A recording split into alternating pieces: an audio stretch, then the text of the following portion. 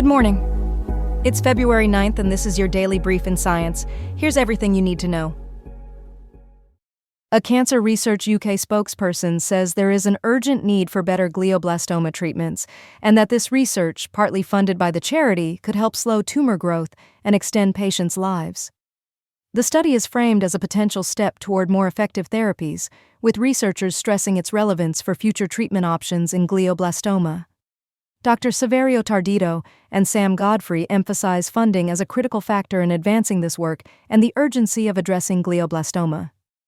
A multinational European team has identified a hidden vulnerability in glioblastoma linked to vitamin B metabolism, proposing a specialized diet combined with steroid anti-inflammatory drugs to slow tumor growth. The findings point to new diagnostic and therapeutic strategies, highlighting how metabolic interventions could augment existing glioblastoma treatments. The researchers say restricting dietary methionine together with steroid treatment deprives glioblastoma cells of metabolites needed for growth, suggesting a potential diet-based adjunct to current therapies. Overall, the study is presented as a possible step toward more effective therapies, with an emphasis on the role of funding, metabolic approaches, and the impact on future treatment options for glioblastoma. Fenebrutinib, an oral BTK inhibitor that penetrates the brain, met the Phase 3 primary endpoint in progressive multiple sclerosis, showing non-inferiority to Ocrevus in slowing disability progression in the Fenebrutinib trial, with a 12% relative risk reduction and early separation of the curves around 6 months. The study showed consistent clinical benefit across subgroups and throughout the trial, suggesting a potential oral option that targets both relapsing inflammation and progressive MS biology. Context from the data indicates the drug's mechanism aims to slow progression by addressing mechanisms present in relapsing and progressive MS with brain-penetrant properties. Results were presented at ACTRIMS Forum 2026 in San Diego, following earlier disclosures that Fenebrutinib and FENHANCE2 met primary endpoints. Functional outcomes included measures like the timed 25-foot walk and the 9-hole peg test, with improvements noted in motor function and manual dexterity. The strongest effect was seen on upper limb function, with a 26% risk reduction for worsening on the 9-hole peg test, indicating preserved independence in daily activities. A 26% reduction in risk for 9-hole peg test worsening underscores potential benefits in fine motor control.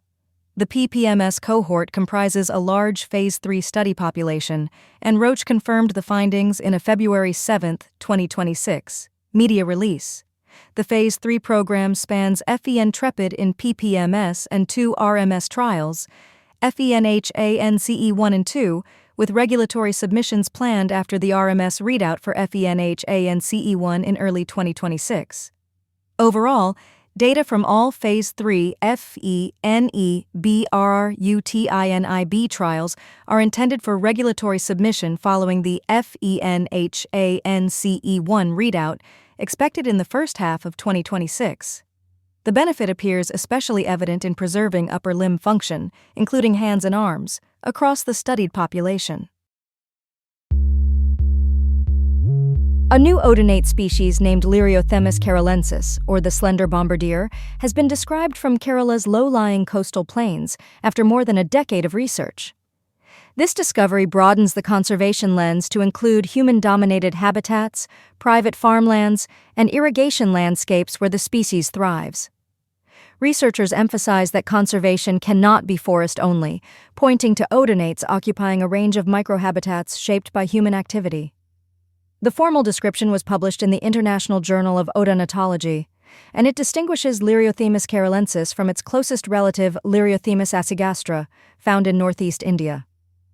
Identification relied on century-old museum specimens alongside contemporary field observations. Key features include a slim abdomen, a distinctive tail and genital structure, and sexual dimorphism in coloration. Males display a deep blood-red abdomen with black markings, while females are yellow and black and about 3 centimeters long. Lyriothemis carolensis is defined by its slim abdomen and distinctive tail and genital structures, with males and females differing in color patterns. Notably, this species is documented as thriving in irrigation landscapes, including pineapple and rubber plantations, rather than protected forest sanctuaries. Dr. Vivek Chandran underscored shifting conservation emphasis toward biodiversity in human-dominated habitats, highlighting private farmlands and irrigation landscapes as crucial for odonate communities.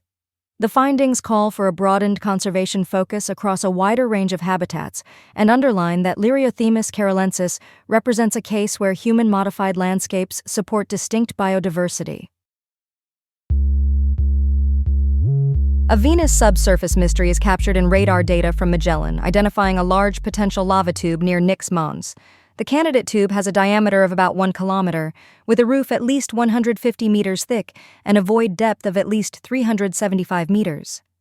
The evidence comes from radar signatures and surface collapse features, including skylight-like openings that point to a volcanic cavity extending potentially for several dozen kilometers underground. The study, published in Nature Communications on February 9, 2026, is led by Lorenzo Bruzzoni of the University of Trento and titled Radar-Based Observation of a Lava Tube on Venus, with DOI 10.1038/26/68643-6. Researchers say the skylight adjacent section is confirmed, while higher resolution radar is needed to map the tube comprehensively and identify additional conduits. Morphology analyses suggest the conduit may extend at least 45 kilometers beyond the skylight area, with the cavity located about 375 meters below the surface. The work sets a foundation for re-evaluating Venus's volcanic evolution and motivates more exploration of subsurface features, potentially influencing future mission design and objectives. Future missions such as ESA's Envision and NASA's Veritas, with advanced subsurface radar like Envision's subsurface radar sounder, could test the tube hypothesis and map conduits more thoroughly, including detections without surface openings. Current data validate the cavity portion near the skylight, but more imaging is required to confirm extensions and detect additional tubes. Confirming the tube's full size, shape, and stability will require new observations and higher resolution radar data from upcoming Venus missions. Sea stars move without a central brain, using hundreds of tube feet guided by a distributed nerve net and local mechanical interactions. Experiments show they keep moving when overturned as each foot senses gravity and mechanical cues locally. USC's Conzo lab studies this decentralized control, where adhesion is adjusted by local cues rather than a central processor. Movement unfolds in 3 stages: attachment, adhesion, and detachment, with speed set by contact time, since longer adhesion slows overall motion. Robotic takeaways point to soft, multi-contact systems that navigate uneven, vertical, inverted, or disconnected terrain without reliable central communication. Robustness comes from mechanical linkage and redundancy among feet, allowing continued locomotion despite local failures. The findings appear in PNAS 2026 under the title Tube Feet Dynamics Drive Adaptation in Sea Star Locomotion, with Eva Conzo as a key author. FTIR imaging visualizes foot contact, adhesion, and detachment in real time to measure how many feet attach and for how long. Coordinated, larger-scale behavior emerges from local rules and mechanical feedback, implying complex adaptation without a central controller and with relevance to soft robotics. Increasing load or crawling upside down increases adhesion time and slows movement, underscoring that locomotion is driven by local foot dynamics rather than brain-driven coordination. The team, including Eva Conzo and collaborators from UC Irvine and SYMBIOSE Lab, used a 3-dimensional printed backpack to load weights and study foot responses to validate the distributed control hypothesis. A mathematical model shows simple local rules coupled with body mechanics can yield robust, coordinated movement without a centralized controller. This has been your Daily Brief in Science. To read more about these stories, follow the links in the episode bio. You can also subscribe to these updates via email at www.brief.news. For more daily podcasts about the topics you love, visit brief.news/podcasts. Tune in tomorrow. We'll be back with everything you need to know.